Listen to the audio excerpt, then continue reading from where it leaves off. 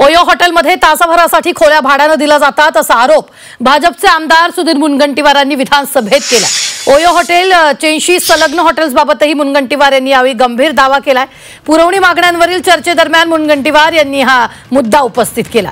ओयो हॉटेल्समध्ये खोल्या 1 तासासाठी भाड्याने मिळत असल्याचा धक्कादायक दावा मुनगंटीवारांनी केलाय। शहराच्या 20 किलोमीटर बाहेर एका निर्जन ठिकाणी ओयो हॉटेल दिसतात। या ओयो हॉटेलसाठी कोणत्याही ग्रामपंचायत, नगर परिषद किंवा महानगरपालिकेची परवानगी घेतली जात नाही असं मुनगंटीवार विधानसभेत आपल्या भाषणादरम्यान म्हणाले आहेत। गृह राज्यमंत्र्यांनी ओयोचा अभ्यास करण्याची गरजही त्यांनी बोलून दाखवलेली आहे।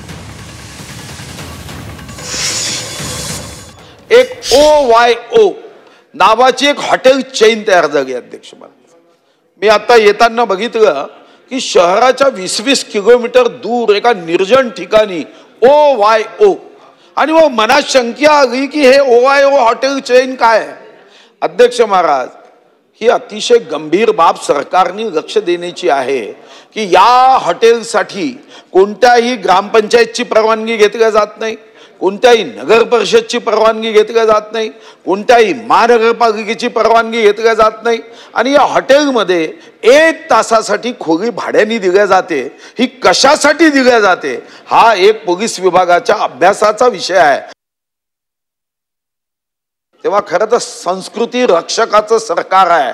इथं जर संस्कृतीचा ऱ्हास होत असेल तर माननीय उद्योग आपला गृह राज्यमंत्री बसलाय, त्यांना OYOचा अभ्यास करावा आणि एकदा महाराष्ट्रात किती OYO आहे याची माहिती हे माननीय मंत्री महोदयांनी देण्याची आवश्यकता आहे।